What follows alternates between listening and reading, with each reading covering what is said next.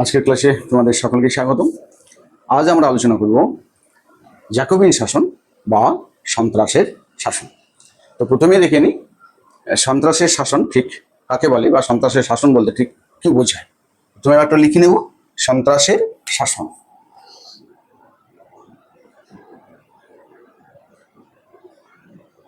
সন্ত্রাসের শাসন,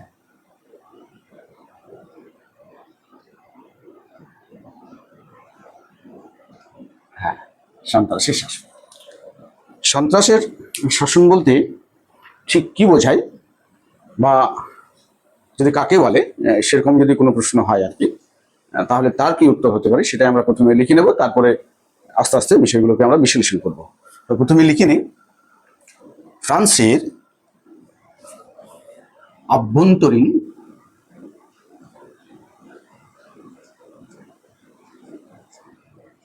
আভ্যন্তরীণ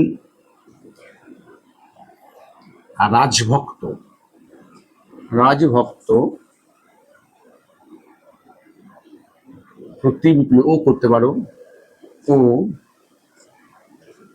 প্রতি বিপ্লবীদের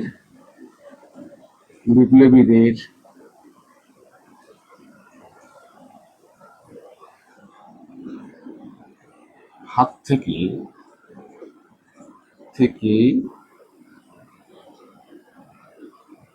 নবপ্রতিষ্ঠিত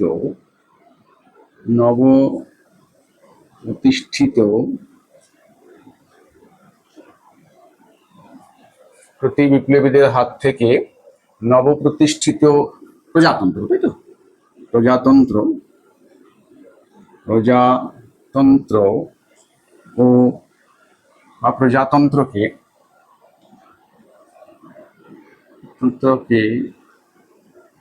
রক্ষা করা ও বিদেশি শত্রুর হাত থেকে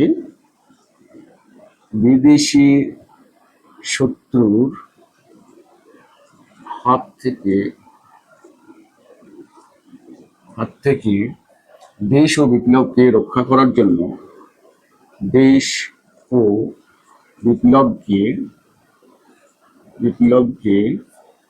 রক্ষা করার জন্য বা রক্ষা করার উদ্দেশ্যেও লিখতে পারো,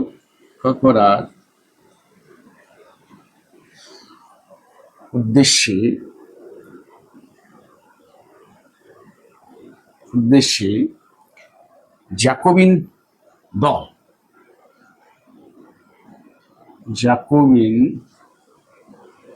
দল রোবসপিয়ারের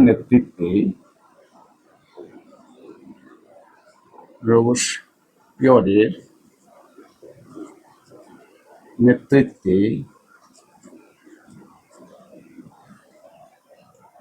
ফ্রান্সে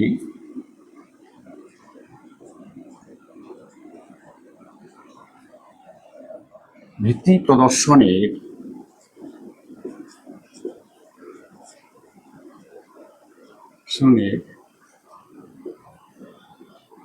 যে ভয়ঙ্কর শাসন ব্যবস্থা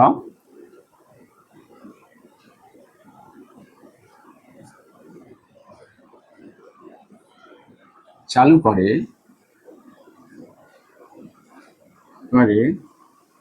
তা সন্ত্রাসের শাসন বা জ্যাকোবিন শাসন নামে পরিচিত। তা সন্ত্রাসের শাসন বা জ্যাকোবিন শাসন বলতে পারো, জ্যাকোবিন শাসন নামে পরিচিত।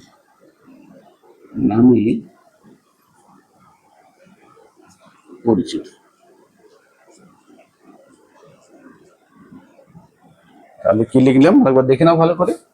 আভ্যন্তরীণ রাজভক্ত ও প্রতি বিপ্লবীদের হাত থেকে নবপ্রতিষ্ঠিত প্রজাতন্ত্রকে রক্ষা করা ও বিদেশি শত্রুর হাত থেকে দেশ ও বিপ্লবকে রক্ষা করার জন্য বা উদ্দেশ্যে জ্যাকোবিন দল রোবসপিয়ারের নেতৃত্বে ফ্রান্সে ভীতি প্রদর্শনের যে ভয়ঙ্কর ভীতি প্রদর্শনের যে এখানে ফ্রান্সে ফ্রান্সে ভীতি প্রদর্শনের যে ভয়ঙ্কর শাসন ব্যবস্থা চালু করে তা সন্ত্রাসের শাসন বা জ্যাকোবিন শাসন নামে পরিচিত আছে। এটা লিখলেও হবে সুন্দরভাবে, সেখানে তোমরা নোট করে নিতে পারো। এটা হচ্ছে সন্ত্রাসের শাসন।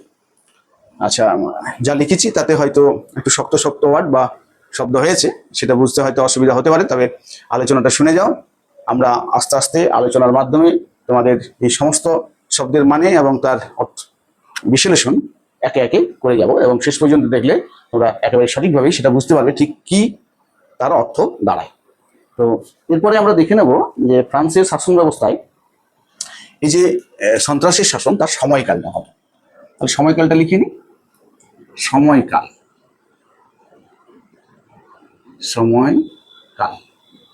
অর্থাৎ স্থায়িত্বটা বলতে পারো, প্রশ্নের স্থায়িত্ব আসতে পারে, অনেক সময় বলতে পারে ঠিক সন্ত্রাসের রাজত্ব কখন শুরু হয় এবং কখন শেষ হয়েছিল, এবং স্থায়িত্ব অর্থাৎ যে কতদিন স্থায়ী হয়েছিল সেই সম্পর্কেও প্রশ্ন হতে পারে, তার উত্তর তোমরা এটা দিতে পারবে। সন্ত্রাসের রাজত্ব শুরু হয় 1793, হ্যাঁ 1793 খ্রিস্টাব্দের 2রা জুন আর অর্থাৎ এই সময় থেকে শেষ হয় 1794 খ্রিস্টাব্দের 21শে জুলাই এই সময় পর্যন্ত এই শাসনকাল চলেছে। এখন তোমাদের হঠাৎ করে মনে হতেই পারে যে হঠাৎ 2রা জুন শুরু হয়ে গেল কেন, বা 2রা জুন কিভাবে শুরু হলো। আমরা সমস্ত বিষয়গুলি পরিষ্কার করব, ক্লিয়ার করে দেবো আলোচনার শেষ পর্যন্ত। শুনতে থাকো, তাহলেই বুঝতে পারবে। তাহলে সময়কালটা হচ্ছে 1793 খ্রিস্টাব্দের 2রা জুন থেকে 1794 খ্রিস্টাব্দে 21শে জুলাই পর্যন্ত। প্রায় কতদিন হতে পারে? প্রায় 13 মাস। প্রায় 13 মাস, তাই না? 13 মাস এখন লিখে নিলাম ব্র্যাকেটে, কতদিন স্থায়ী হয়েছিল? 13 মাস প্রায়। এরপরে আমরা দেখে নেব সন্ত্রাস শাসনের কারণগুলো ঠিক কি কি ছিল। ঠিক আছে, কারণ, তাহলে কারণ হিসেবে তোমরা পয়েন্ট করতে পারো। কারণ, সন্ত্রাস শাসনের কারণ বা কোন প্রেক্ষাপটে সন্ত্রাসের শাসন শুরু হয়েছিল সেটা আমরা আগের ভিডিওতে আলোচনা করেছি। সেখানে যদি না দেখে থাকো তাহলে সেগুলো দেখে নিতে পারো, সুবিধা হবে বুঝতে। প্রথম কারণ হিসাবে দুটো কারণ দেখতেই পাচ্ছ। আভ্যন্তরীণ একটা বিষয় রয়েছে এখানে, আভ্যন্তরীণ একটা বিষয় রয়েছে, আর তাছাড়াও রয়েছে কি না বিদেশি শত্রু। এই বিদেশি অর্থাৎ বহিঃশত্রু আক্রমণ, অর্থাৎ ঘর এবং বাহিরে দুই ক্ষেত্রেই বিপ্লব আক্রান্ত হয়েছিল, এবং তারই ফলশ্রুতি হিসাবে এই সন্ত্রাসের শাসন ফ্রান্সে চালু করতে বাধ্য হয়েছিল জ্যাকোবিন দল। আমরা দেখে নেব কারণগুলো এখন। প্রথম কারণ হিসেবে আমরা লিখতে পারি 1 নম্বর কারণ, সেটা হচ্ছে 1 নম্বর কারণ হিসেবে আমরা যেটা লিখবো সেটা হচ্ছে আভ্যন্তরীণ কারণ। লিখি আভ্যন্তরীণ বা আভ্যন্তরীণ সংকট, বিদ্রোহ বলতে পারো।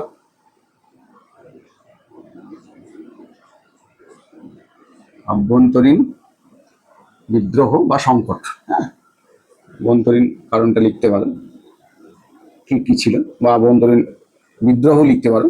হ্যাঁ, অর্থাৎ তোমরা জানো, এই বিষয়ে আমরা আলোচনা করব একে একে।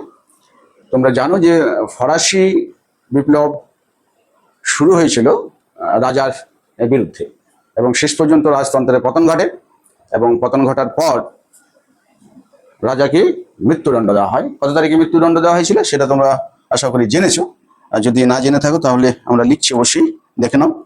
সেটা হচ্ছে 1793 খ্রিস্টাব্দে 21শে জানুয়ারি রাজার মৃত্যুদণ্ড দেওয়া হয়, বা রাজার কি বলবো, রাজার মৃত্যুদণ্ড ঘোষিত হবে, রাজার মৃত্যুদণ্ড কার্যকর হয়ে যেত।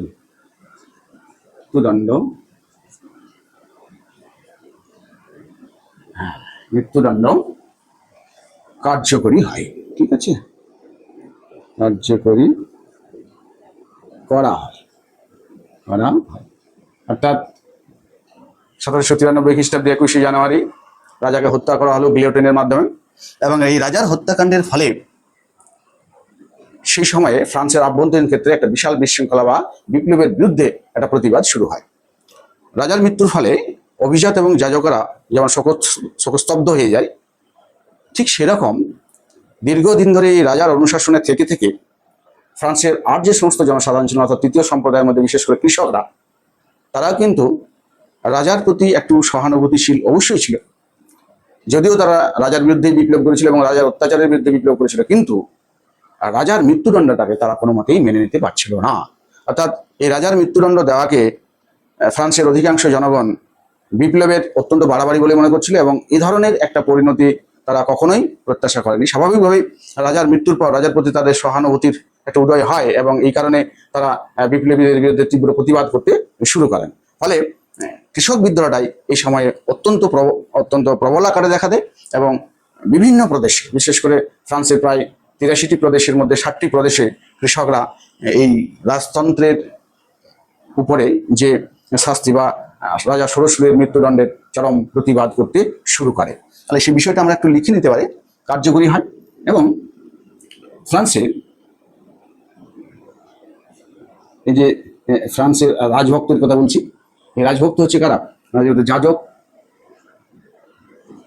যাজক, অভিজাত বা অভিজাত, তার সঙ্গে সঙ্গে কৃষকরাও রাজার এই পরিণতির বিরুদ্ধে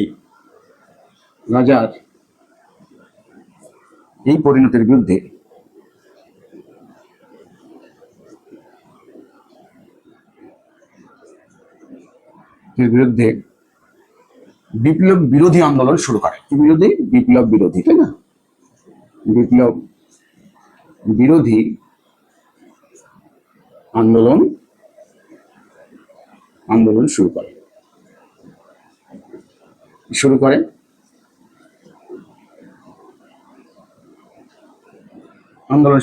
বিশেষ করে লাভেন্ডি প্রদেশে এই আন্দোলন তীব্রতর আকার ধারণ করে। তোমরা লিখতে পারো লাভেন্ডি প্রদেশ,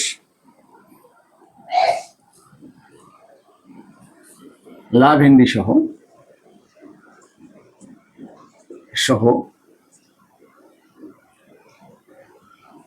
সহ ফ্রান্সের 60টি প্রদেশে, লিখে দিচ্ছি, 60টি প্রদেশের কৃষকরা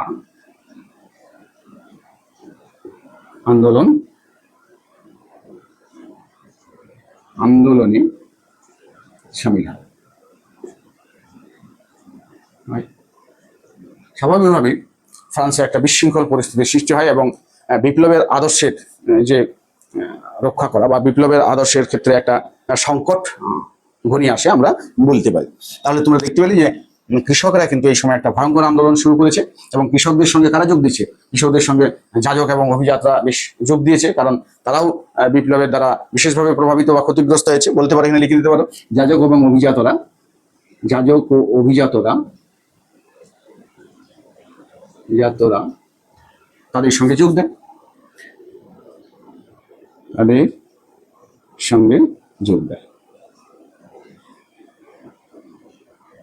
তাহলে কৃষকদের মধ্যে একটা বিশাল আন্দোলন। আর আভ্যন্তরীণ ক্ষেত্রে কি সমস্যা হচ্ছে?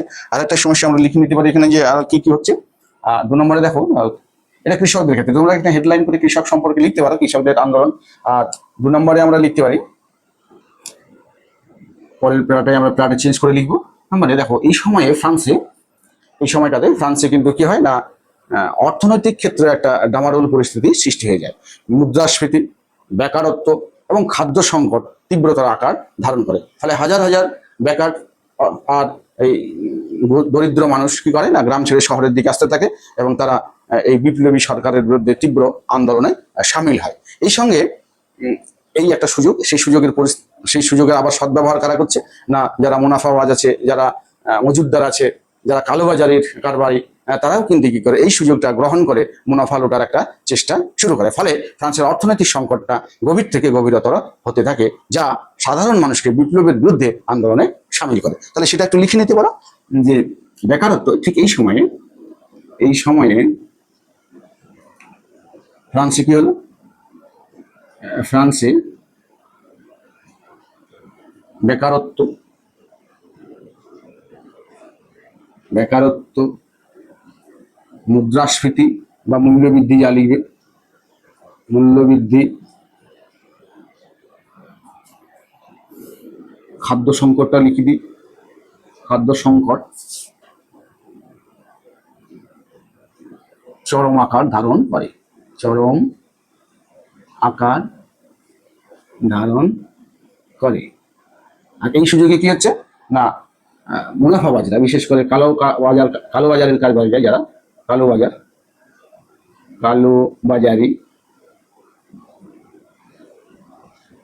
কালোবাজারি মুনাফাবাজরা বা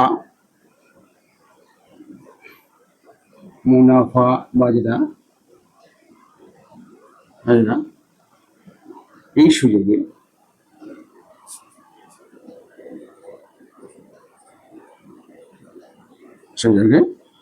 মুনাফা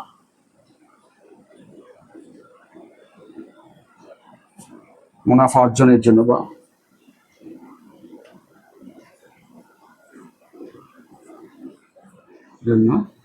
কি করে না, মুনাফা অর্জনের জন্য তারা একটা কৃত্রিম সংকট তৈরি করে দেয় এবং অর্থনৈতিক অবস্থাটাকে একেবারে টালমাটাল অবস্থায় নিয়ে চলে যায়।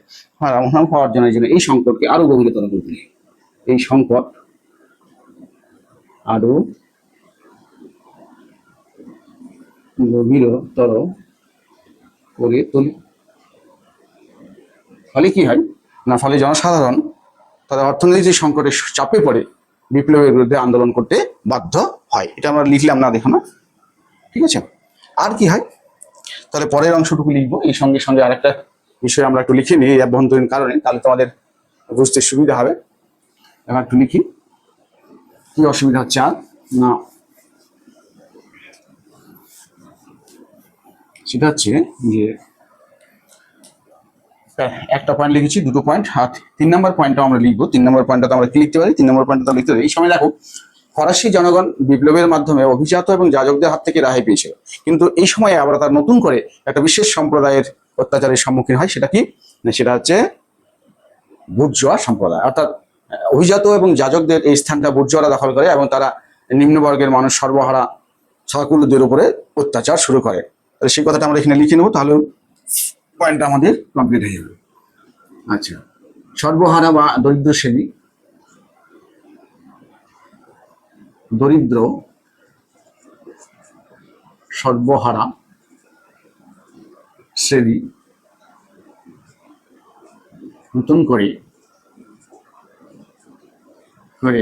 আরে না বুর্জোয়াদের অত্যাচারের শিকার হয়, বুর্জোয়াদের অত্যাচারের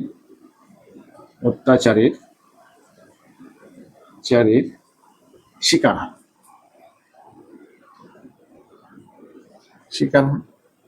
ফলে স্বাভাবিকভাবেই তারা কি করে, স্বাভাবিকভাবে তারা এই সম্প্রদায়ের বিরুদ্ধে আন্দোলন শুরু করে। কারণ এই বুর্জোয়া সম্প্রদায়দের বা বুর্জোয়া শ্রেণীকে দমন করা তৎকালীন যে ফরাসি শাসক, বিশেষ করে জিরোন্দিন দল সেই সময় আইনসভায় বা জাতীয় কনভেনশনে সংখ্যাগরিষ্ঠ ছিল, তারা কিন্তু এই বুর্জোয়াদের ঠিক নিয়ন্ত্রণ করতে পারেনি বা দমন করতে পারেনি। স্বাভাবিকভাবে তাদের অত্যাচারে তারা অতিষ্ঠ হয়ে পড়েছিল এবং লিখতেই পারে। হ্যাঁ, এবং এই অত্যাচারে অতিষ্ঠ হয়ে বা কোনো সুবিধা না পেয়ে আন্দোলনে সামিল হয়। তাহলে এটা আমরা দেখে নিলাম আভ্যন্তরীণ কি কি কারণ ছিল, এবং এই আভ্যন্তরীণ এই সমস্ত কারণে ফ্রান্সের তৎকালীন সময়ে অর্থনৈতিক এবং সামাজিক পরিবেশ অত্যন্ত ভয়ঙ্কর অবস্থায় চলে যায়। স্বাভাবিকভাবে একটা ডামাডোলের রাজনীতির সৃষ্টি হবে, ডামাডোল পরিস্থিতির সৃষ্টি হয়, এবং সেই পরিস্থিতিকে নিয়ন্ত্রণ করার মতো ক্ষমতা সেই সময়ে যে জাতীয় কনভেনশনে যে জিরোন্দিন দল প্রভুত্ব করছিল বা শাসন করছিল তাদের পক্ষে সম্ভব করা হয়নি। যার ফলে এই অবস্থাটাকে কন্ট্রোল করার জন্য একটা নতুন কিছুর প্রয়োজন হয়ে পড়ে, যেটাই হচ্ছে সন্ত্রাসী শাসন। আমরা আভ্যন্তরীণ কারণটা দেখে নিয়েছি। এবার দেখে নেব বহিঃশত্রু আক্রমণটা বা বৈদেশিক কারণটা। বহিঃশত্রু আক্রমণটা কেমন ছিল? হ্যাঁ,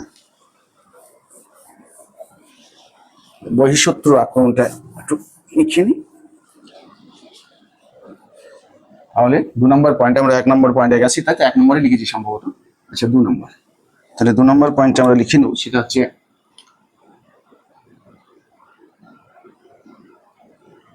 2 নম্বর। 2 নম্বরে আমরা লিখবো বৈদেশিক আক্রমণ।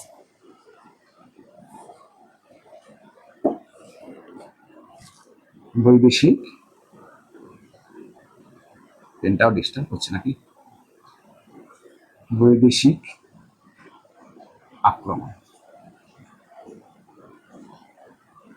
এই বৈদেশিক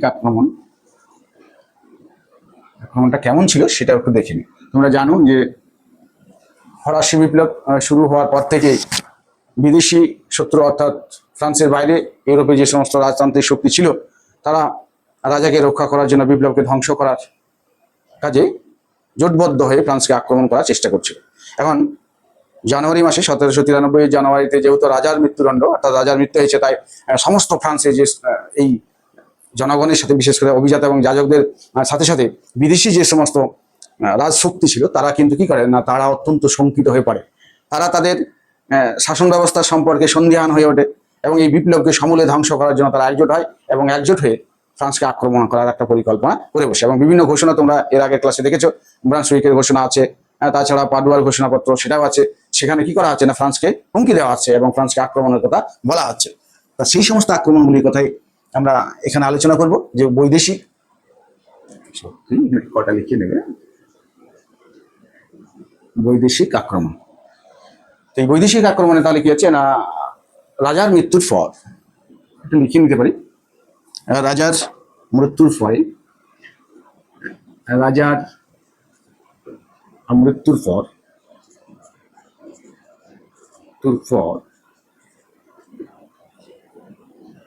বৈদেশিক শক্তিগুলি, বৈদেশিক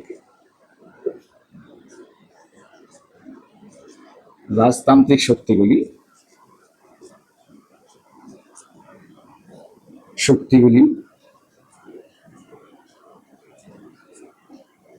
ঐক্যবদ্ধ হয়ে,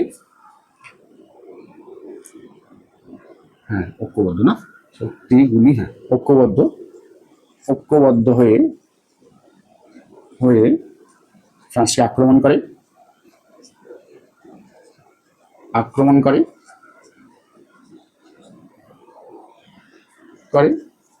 এবং ফ্রান্সের সার্বভৌমত্ব বিপন্ন হওয়ার সম্মুখীন হয় এবং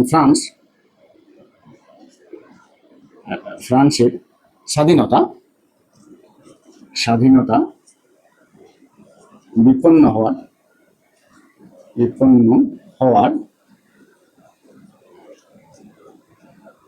সম্ভাবনা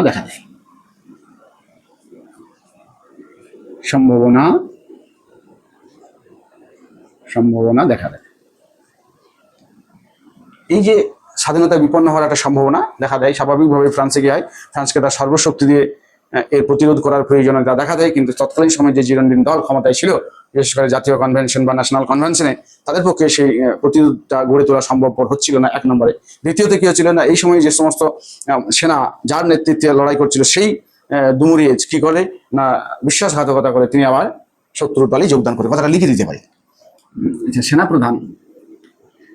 সেনাপ্রধান কি করলেন না, বিশ্বাসঘাতকতা করে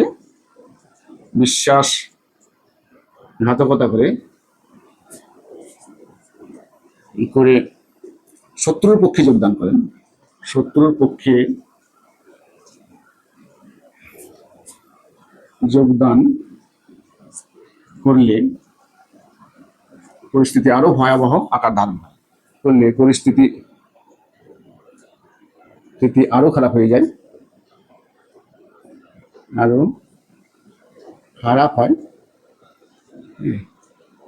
এবং সেনাবাহিনী এই সময়ে একটা বিশাল সেনাবাহিনীর প্রয়োজন হচ্ছিল প্রতিরোধ করার জন্য। কিন্তু সেক্ষেত্রে একটা সমস্যা দেখা দেয়, কিনা ফ্রান্সে যে সমস্ত জনগণ ছিলেন, তারা কিন্তু এই সময়ে আর্মিতে বা সেনাবাহিনীতে যোগদান করতে অস্বীকার করে।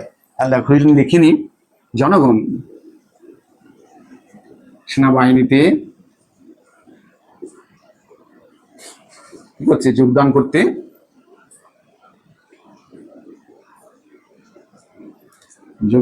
করতে অস্বীকার করছে।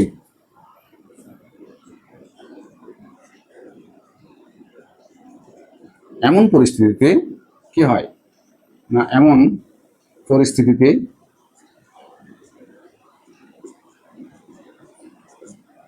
জাতীয় কনভেনশন একটা কঠোর পদক্ষেপ গ্রহণ করার এমন পরিস্থিতিতে জাতীয় কনভেনশন লিখেই দিই কথাটা, জাতীয় সভার বা মহাসভা, মহাসভা লিখতে পারে, সভার কঠোর সিদ্ধান্তের প্রয়োজনীয়তা দেখা দেয়, সিদ্ধান্ত গ্রহণের প্রয়োজনীয়তা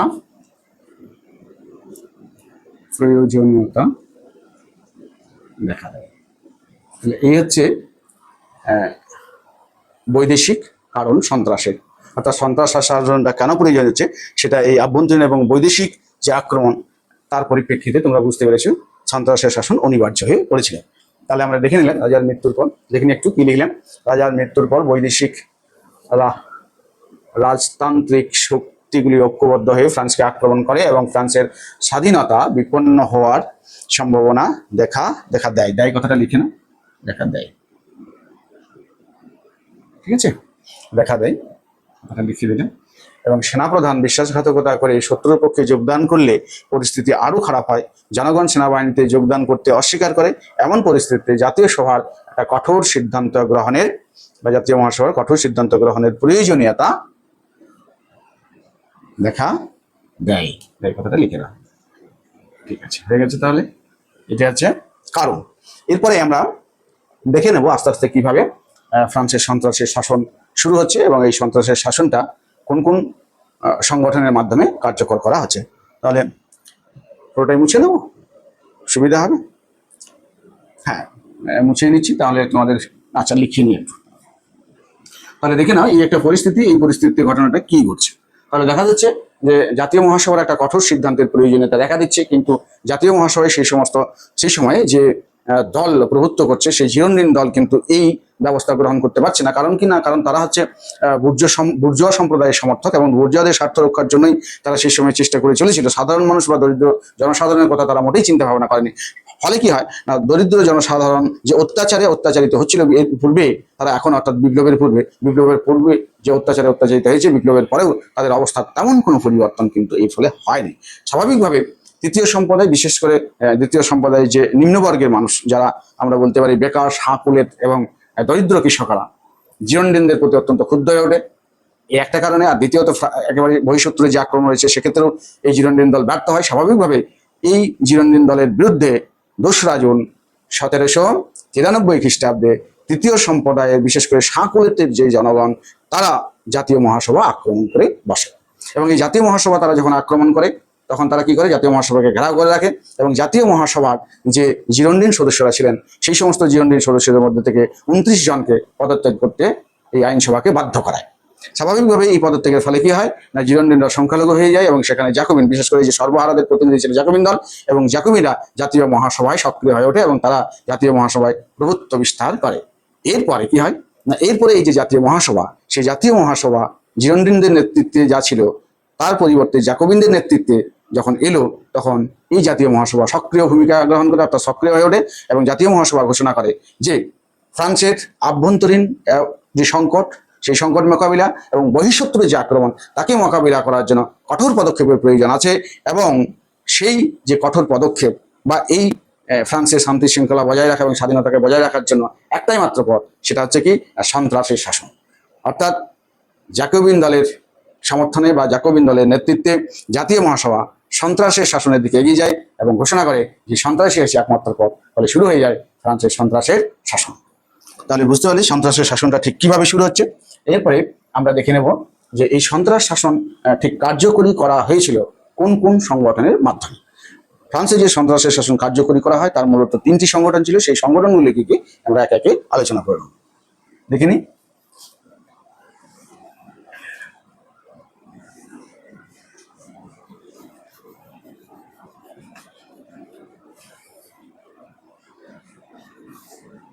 তাহলে সন্ত্রাস শাসনের সংগঠনগুলো আমরা এক একটা করে আলোচনা করব, সেই সংগঠনগুলো কি কি। তাহলে সন্ত্রাস শাসনের সংগঠন, সন্ত্রাস শাসনের সংগঠন এই সংগঠনগুলো আমরা আলোচনা করব, কোন কোন সংগঠন ফ্রান্সে এই সন্ত্রাসের শাসনটা সংগঠিত করেছিল। দেখে নাও কি কি সংগঠনগুলো ছিল। মূলত হ্যাঁ, তিনটে সংগঠন এই সন্ত্রাস শাসনকে কার্যকরী করেছিল, বা এই তিনটি সংগঠনের মাধ্যমে ফ্রান্সের সন্ত্রাসের শাসনকে বলবৎ করা হয়েছিল। এই তিনটি সংগঠন হচ্ছে, এক নম্বরে আসবে আমরা লিখতে পারি জ্যাকোবিন দল। জ্যাকোবিন দল এক নম্বরে। দু নম্বরে কি ছিল? দু নম্বরে ছিল কমিউন। আর তিন নম্বরে কি না, তিন নম্বরে জাতীয় মহাসভার বিভিন্ন কমিটি। জাতীয় মহাসভার বিভিন্ন কমিটি।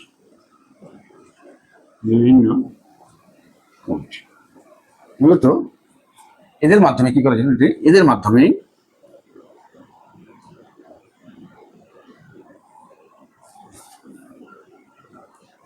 এই সংগঠনগুলির মাধ্যমে, এই সংগঠনগুলি লিখতে পারো, সংগঠনগুলির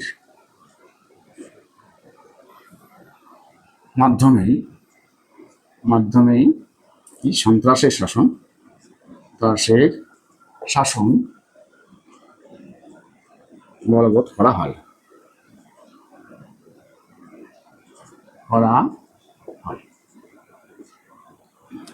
তাহলে আমরা তিনটে সংগঠনের কথা বলছি, একটা হচ্ছে জ্যাকোবিন দল, একটা হচ্ছে কমিউন, আর একটা হচ্ছে জাতীয় মহাসভার বিভিন্ন কমিটি।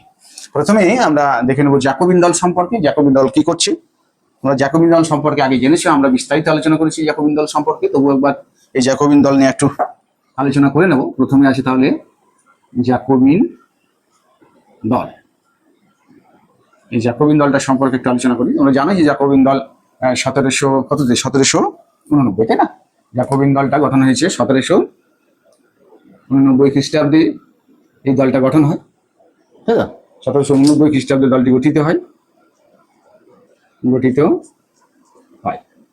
এবং এই জ্যাকোবিন দলের মূল যে কাজ, সে মূল কাজটা, অর্থাৎ মূল উদ্দেশ্যটাই ছিল কি না, ফ্রান্সের দরিদ্র জনগণের অবস্থার উন্নতি ঘটানো। এটাই ছিল তাদের প্রধান কাজ, ঠিক আছে? এবং ফ্রান্সের জনগণকে শিক্ষিত করাও তাদের একটা মূল কাজ ছিল। এবং ফ্রান্সে এই সময়ে এই দলটি, অর্থাৎ এই সময় লিখতে পারে যে এই সময়ে এই দলটি ছিল কিন্তু এই ছিল ফ্রান্সের একমাত্র সক্রিয় রাজনৈতিক দল।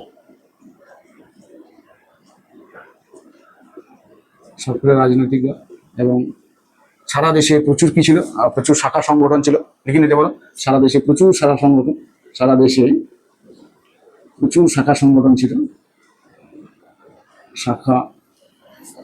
ছিল।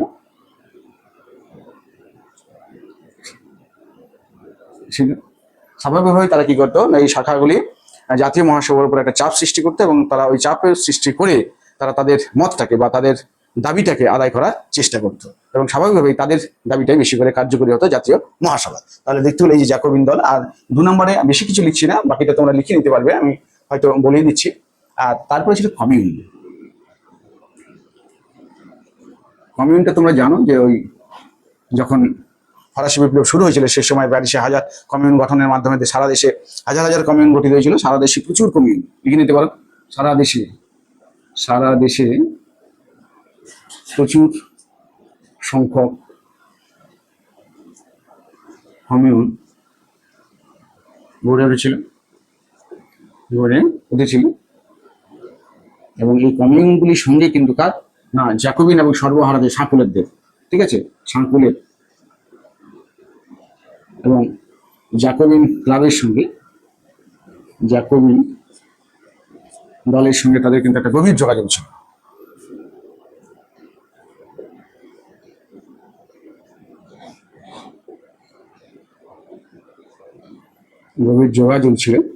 এবং এই যোগাযোগের সুবাদে কি হয়েছিল না, এরা কিন্তু ফ্রান্সের বিভিন্ন স্থানে যে তৃতীয় সম্প্রদায়, গরিব দরিদ্র জনসাধারণ, তাদেরকে একত্রিত এবং একজোট বা সংগঠিত করার কাজটা এরা করতো, কিন্তু এরা করে তুলেছিল এবং তাদেরকে সংগঠিত করে আন্দোলনটাকে কি করতো, আন্দোলনটাকে সারা দেশব্যাপী যেমন ছড়িয়ে দিত তেমনি জোরদার করে গড়ে তুলতো। তৃতীয় নাম্বারে তাহলে 1 নম্বর, 2 নম্বর আর তৃতীয় নাম্বার। তৃতীয় নাম্বারে কি আছে? তৃতীয় নম্বরে রয়েছে আমরা কি লিখেছি যেন, হ্যাঁ, মহাসভার বিভিন্ন কমিটি। তাহলে বিভিন্ন কমিটিগুলো আমরা একবার দেখে নেব। বিভিন্ন কমিটি, এই বিভিন্ন কমিটিগুলো খুবই ইম্পর্টেন্ট, এগুলো তোমাদের ভালো করে মনে রাখতে হবে, কারণ এই কমিটি থেকে বারবার প্রশ্ন আসে। আমরা একেবারে পয়েন্ট করে করে লিখছি যাতে তোমাদের অসুবিধা না হয়। গণ নিরাপত্তা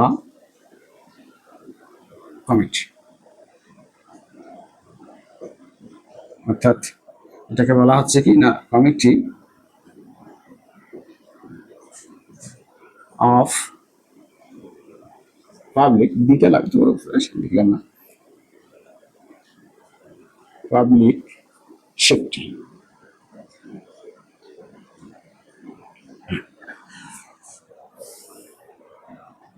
তাহলে এই গণনিরাপত্তা যে কমিটি, এই গণনিরাপত্তা কমিটি কি বলেন, যে সমস্ত প্রশাসনিক ক্ষমতা এই কমিটির হাতে দিয়ে দেওয়া হয়। তো ফ্রান্সের, লিখে নিতে পারে, ফ্রান্সের সমস্ত প্রশাসনিক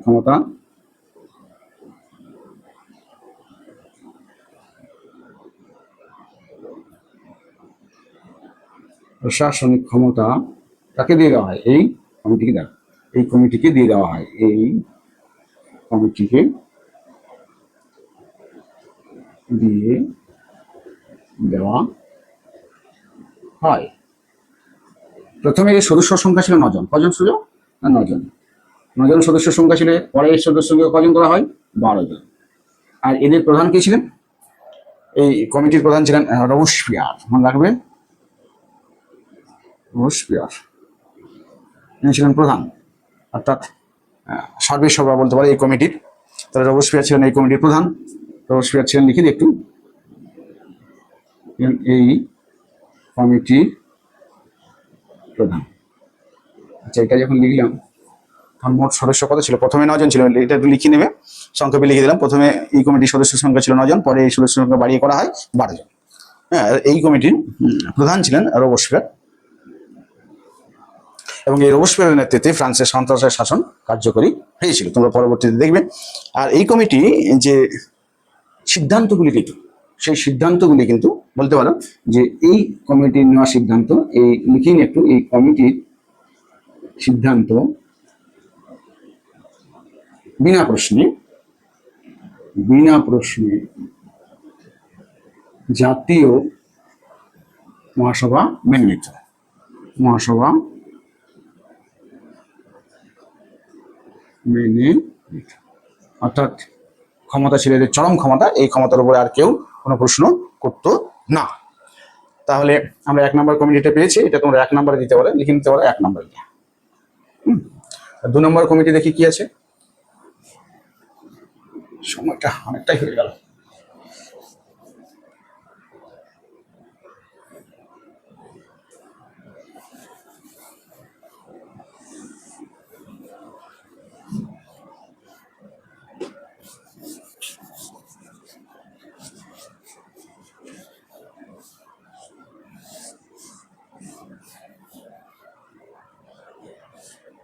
এরপরে দ্বিতীয় কমিটিটা হচ্ছে জননিরাপত্তা কমিটি। কি লিখবো?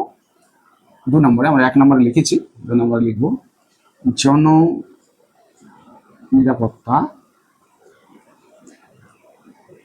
কমিটি। এই যে জননিরাপত্তা কমিটি, এই জননিরাপত্তা কমিটিকে বলা হতো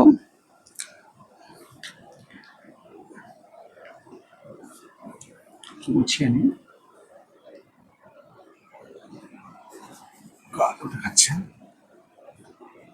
এটাকে বলা হচ্ছে কমিটি অফ জেনারেল সিকিউরিটি। ঠিক আছে, তো এই যে জননিরাপত্তা কমিটি, এই জননিরাপত্তা কমিটির আন্ডারে একটা বিশাল সেনাবাহিনী ছিল এবং সেই বিশাল সেনাবাহিনীর সহযোগিতায় তারা কি করতো, তারা সারা দেশের বিভিন্ন স্থানে সন্দেহভাজন ব্যক্তিদের একটা তালিকা তৈরি রাখতো এবং শান্তি শৃঙ্খলাটা বজায় রাখতো। তাহলে কাজটা কি লিখে দিতে পারো, এই নিরাপত্তা বিশাল একটা সেনাবাহিনীর সহযোগিতায় বা এক বিশাল সেনাবাহিনী এই নিরাপত্তা কমিটিকে সহযোগিতা করতো, তার লিখে নিচ্ছি এক বিশাল সেনাবাহিনীর সহযোগিতায় তাই কি করতো না, দেশের শান্তি শৃঙ্খলা রক্ষা করত, দেশের শান্তি শৃঙ্খলা রক্ষা করত এবং সেই সঙ্গে সঙ্গে কি করত না, দেশের বিভিন্ন স্থানের সন্দেহভাজন ব্যক্তিদের তালিকা বেছে বেছে তালিকা প্রস্তুত করত। দেশের বিভিন্ন সন্দেহভাজন ব্যক্তিদের খুঁজে খুঁজে তালিকা তৈরি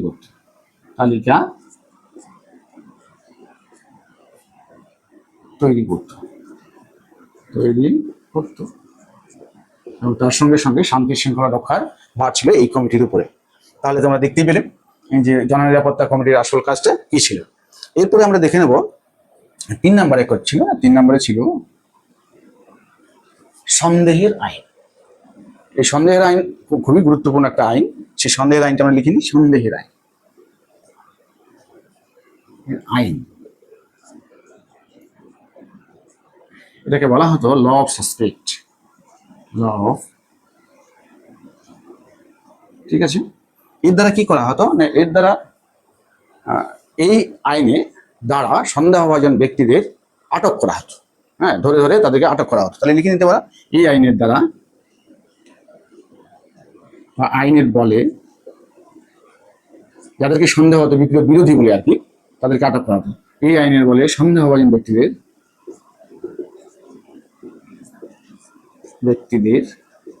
কি করা হতো, আটক করা হতো বা গ্রেপ্তার করা হতো। গ্রেপ্তার লিখে দিতে পারো, গ্রেপ্তার করা হতো। এবং গ্রেপ্তার করে তাদেরকে কি করা হতো, তাদেরকে বিচার করার জন্য বিচারালয়ে পাঠিয়ে দেওয়া হতো, গ্রেপ্তার করা হতো। এটুকুই লিখলাম। তারপরে আসছে পরের পয়েন্টটাতে, সেটাতে কি লিখবো, এরপর আসছে বিপ্লবী বিচারালয়।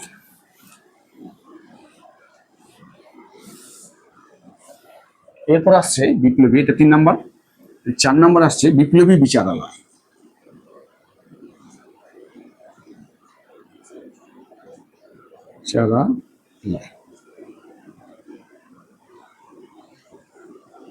চার নম্বর পয়েন্ট হচ্ছে বিপ্লবী বিচারালয়। এটাকে বলা হতো রিভলিউশনারি ট্রাইব্যুনাল।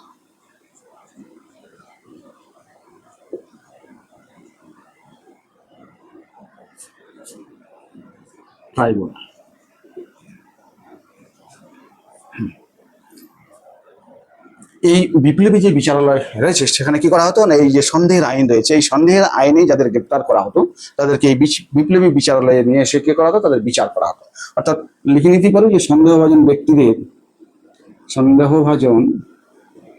ব্যক্তিদের বিচার, ব্যক্তিদের কথাটা লিখে নি, ব্যক্তিদের বিচার করা হতো এই বিচারালয়ে।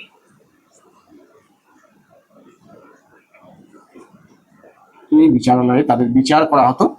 তবে এই বিচারটা নামে মাত্র বিচার, কারণ অধিকাংশ ব্যক্তির কি করা হতো না, অভিযুক্তকে বা অভিযুক্তদের যে অভিযুক্তরা এখানে আসতেন তাদের অভিযোগের কোনো ঠিক মতন অনুসন্ধান না করে কি করে দেওয়া হতো না, মৃত্যুদণ্ড দেওয়া হতো। লিখে নিতে পারা যে অভিযুক্তদের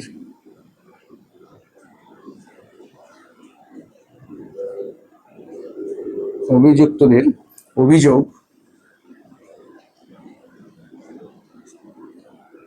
খতিয়ে না দেখেই আর কি, অভিযোগ ঠিক মতো খতিয়ে না দেখেই লিখতে পারো, খতিয়ে না দেখেই কি করা হতো, মৃত্যুদণ্ড দিয়ে দেওয়া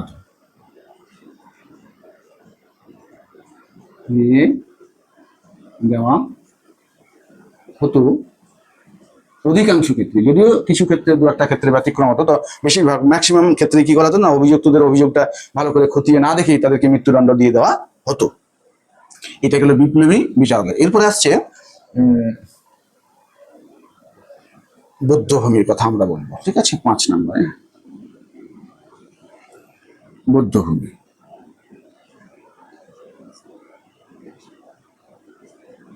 এই বধ্যভূমিতে কি হতো না, এই বধ্যভূমি হচ্ছে একটা জায়গা, সেখানে কি করা হতো না, এই মৃত্যুদণ্ডপ্রাপ্ত ব্যক্তিদের নিয়ে গিয়ে লিখে নিতে পারো, মৃত্যুদণ্ড প্রাপ্ত ব্যক্তিদের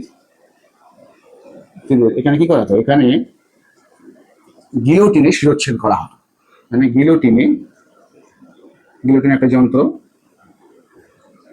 গিলোটিনে শিরচ্ছেদ করা হতো।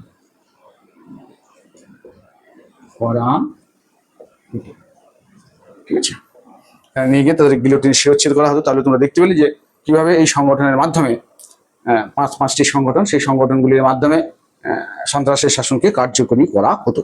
তাহলে আমরা এখন এই বিষয়গুলোকে আর একটু ডিসকাস করে নেব, ঠিক কিভাবে না এই সমস্ত যে পাঁচটি আমরা সংগঠনের কথা বললাম, সেই পাঁচটি সংগঠনের মাধ্যমে জ্যাকোবিন নেতা রোবসপিয়ার তার সহযোগীদের নিয়ে হাজার হাজার সন্দেহভাজন ব্যক্তিদেরকে গিলোটিনে হত্যা করেছিলেন ফ্রান্সের বিপ্লবকে রক্ষা করার জন্য। এই যে চরম সন্ত্রাস বা এই চরম হত্যাকাণ্ড, এই হত্যাকাণ্ডের মাধ্যমে বা মধ্যে দিয়ে ফ্রান্স তার নিরাপত্তা এবং বিপ্লবকে রক্ষা করতে সমর্থ হয়েছিল বলে অনেকেই মনে করে। তবে এই বিষয়ে বিভিন্ন মতামত রয়েছে। আমরা এরপরে তাহলে দেখে নেব যে এই সন্ত্রাস শাসন যে চলেছিল, এই সন্ত্রাস শাসনের ফলে ফ্রান্সে কি লাভ হয়েছিল বা তার সফলতা কতটুকু, চলো দেখে নিই। আচ্ছা, এই সন্ত্রাস শাসনের মাধ্যমে এত লোককে হত্যা করা হয়, এমনকি রোবসপিয়ারের নেতৃত্বে যে সন্ত্রাস চলে, সেই সন্ত্রাসে তিনি তার নিজের দলের এবং বহু বিপ্লবীকে এই সন্ত্রাস বা গিলোটিনে হত্যা করেন, যার ফলে অনেক ঐতিহাসিক বলেন যে এই সন্ত্রাস অর্থাৎ এই সন্ত্রাস কি করেছিল না, তার নিজের বিপ্লবীদেরকেই কি করেছে, সন্তানদের গিলে ফেলেছিল। তার বহু বিপ্লবীকে কিন্তু এই সন্ত্রাসের বলি হতে হয়েছিল। যেমন বেইলি থেকে শুরু করে, রাজা তো ছিলেনই, এবং তার পরিবারের বহু ব্যক্তি এই গিলোটিনে জীবন দেন। বহু বিজ্ঞানী, এমনকি যিনি গিলোটিন যন্ত্রের আবিষ্কার করেছিলেন সেই ডক্টর গিলোটিনও এই গিলোটিনে প্রাণ দিয়েছিলেন। তাহলে বুঝতেই পারছো যে গিলোটিন কিন্তু কাউকে ছাড়েনি। এবং শেষ পর্যন্ত তোমরা দেখবে যে যিনি এই সন্ত্রাসের শাসন কার্যকরী করছেন, সেই রোবসপিয়ার, তিনিও কিন্তু বাদ যাবেন না। তিনিও শেষ পর্যন্ত গিলোটিনের গর্তেই তার মৃত্যু ঘটবে। তাহলে আমরা দেখিনি গিলোটিনের এই সন্ত্রাস শাসনের সফলতাটা কতটা ছিল। তো সফলতাটা দেখব, সন্ত্রাস শাসনের ভয়াবহতা তো ছিলই, খারাপ দিক তো রয়েছে, কিন্তু তার সঙ্গে সঙ্গে কারণ এত মানুষের হত্যাকাণ্ড, সেটা কখনোই যুক্তিসম্মত হতে পারে না। সুতরাং খারাপ দিকের বিষয়টা আর যাচ্ছি না, কারণ তার চেয়ে আর খারাপ কিছু হতে পারে না। মানুষের হত্যাকাণ্ড এর চেয়ে আর বেশি খারাপ হওয়ার মতো কি আছে। তাই সফলতাটাই আমরা এখন দেখিনি। সফলতা কি ছিল না, সফলতাটা ছিল মূলত এই যে সন্ত্রাসের শাসন, এই সন্ত্রাসের শাসন সবচেয়ে বড় সফলতা আমরা বলবো যে সন্ত্রাসের শাসনের মাধ্যমে ফ্রান্স তার স্বাধীনতাকে যেমন রক্ষা করতে পেরেছিল, ঠিক সেরকম বিপ্লবের যে আদর্শ সেটাকেও কিন্তু বজায় রাখতে পেরেছে। অর্থাৎ বিপ্লব এবং দেশ দুটোকেই রক্ষা করতে সক্ষম হয়েছিল এই সন্ত্রাসের শাসন। তাহলে প্রথম পয়েন্টে তোমরা লিখে নিতে পারো যে এই সন্ত্রাসের শাসন কি করতে পেরেছিল না, বিপ্লব এবং দেশ এবং বিপ্লব দুটোকেই রক্ষা করতে সমর্থ হয়েছিল, বা দেশের স্বাধীনতা, যা লিখবে দেশের স্বাধীনতা বড় করে লিখছি না যাতে সময়টা কম লাগে। স্বাধীনতা এবং বিপ্লব দুটোকেই রক্ষা করতে সমর্থ হয়েছিল এই বিপ্লব, তাই না? রক্ষা করতে সমর্থ হয়েছিল, আমরা বলবো হয়েছিল এই বিপ্লব।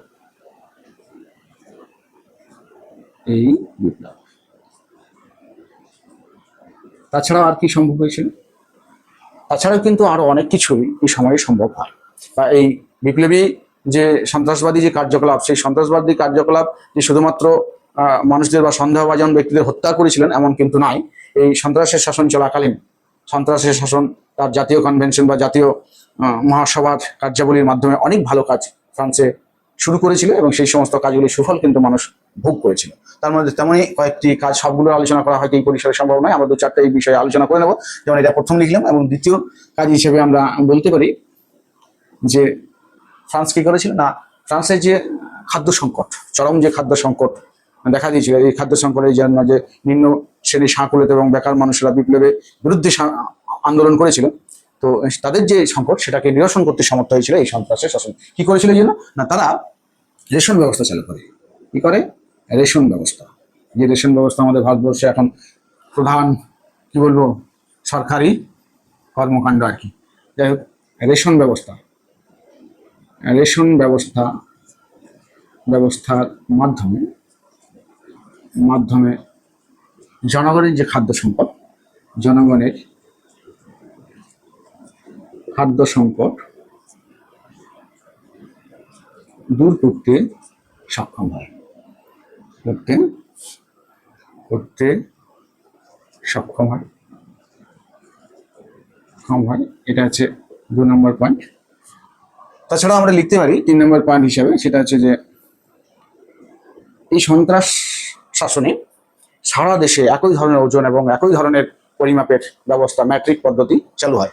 সারা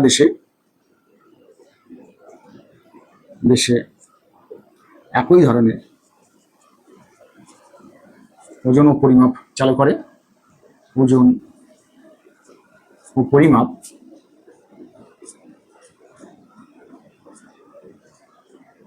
চালু করে। কৃষকদেরকে কি করে, এই যে চার্চের যে ভূসম্পত্তি ছিল সেগুলোকে কৃষকদের নামে বা কৃষকদের কি করা হয়েছিল, দান করা হয়েছিল, বা অল্প পরিমাণ অর্থের বিনিময়ে তাদের কাছে বিক্রি করা হয়েছিল, দেওয়া হয়েছিল তাদেরকে, অর্থাৎ কৃষকরা জমির মালিক হয়েছিল বলতে পারি। তাহলে আমরা বলতে পারি যে রাষ্ট্রের বাজেয়াপ্ত করা 3 নম্বর। 4 নম্বর লিখতে পারি কৃষকদের কি করা হয় না, জমি দেওয়া হয় এবং তারা জমির মালিকে পরিণত হন। ফলে কি হয়, তারা জমির মালিকে পরিণত হন, তাই না? জমির মালিক পরিণত হয়, ফলে চাষবাস করতে তাদের সুবিধা হয়। আগে তারা ভূমিদাস ছিল, এখন তারা জমির মালিক হলো। ঠিক আছে, তাহলে 4 নম্বর পয়েন্ট আমরা এটা লিখলাম। এছাড়াও আরো বহু সফলতা এই সন্ত্রাস কার্যকলাপে ছিল, আর বেশি আমরা আলোচনা করবো না, কারণ আমাদের পরিসরটা খুবই অল্প। তাহলে আমরা দেখে নিলাম এই তাদের সফলতাগুলো কি ছিল। এরপরে আমরা এর একটা ছোটখাটো একটা অল্প পরিসরে খুবই 2-4 কথা একটা মূল্যায়ন করে নেবো। সেই মূল্যায়নটা কি দেখে না, আমরা মূল্যায়ন করে যাবো।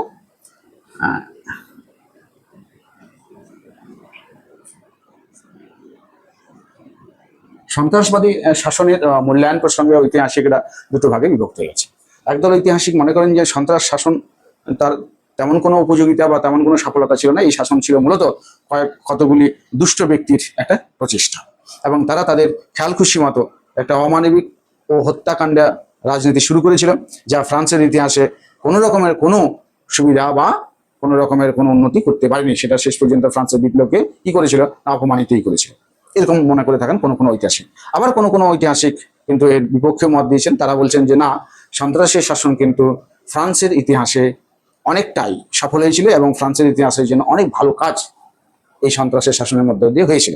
সন্ত্রাসের শাসনের যে ফ্রান্সে কেবলমাত্র সন্ত্রাসী হয়েছিল এমন না, বা সেই সময়ে মানুষ যে শান্তি শৃঙ্খলার মধ্যে ছিল না, তাদের মধ্যে ভয় ভীতি এবং আশঙ্কা সবসময় কাজ করছিল এমন নয়। তার উদাহরণ হিসেবে বলা হয়ে থাকে যে তৎকালীন সময়ে যে সমস্ত সিনেমা হল বা থিয়েটারগুলি ছিল ফ্রান্সের, সেগুলি কিন্তু যথেষ্ট ভিড় হতো, এবং যদি একটা ভয়াবহ বা কি বলবো একটা ভয়ের বা সন্ত্রাসের পরিবেশ সেই সময় বিরাজ করতো, তাহলে কিন্তু এই বিনোদনমূলক অনুষ্ঠানগুলি মানুষ যোগদান করতে পারতো না বা করতেন না। তাছাড়াও সেই সময় ফ্রান্সের যে অভিজাত মহিলারা ছিলেন, তারা নাকি এই গিলোটিনের মডেলটাকে তাদের গলার হারের লকেট হিসেবে ব্যবহার করতেন, এবং এর থেকে বোঝা যায় যে গিলোটিন অর্থাৎ যেটা ওই যার উদ্ভাবক বা যার ব্যবহার এই সন্ত্রাসবাদী কার্যকলাপে করা হয়েছিল, তাহলে সেটার যদি ব্যবহার এই মহিলারা করে থাকেন, তাহলে আমরা বলতেই পারি যে তারা নিশ্চয়ই এই সন্ত্রাসবাদীকে ঘৃণা করতেন না, বরং সন্ত্রাসবাদকে যথেষ্ট সম্মান করতেন, বা তাদের মনের মধ্যে এই সন্ত্রাসবাদের প্রতি যথেষ্ট সহমর্মিতা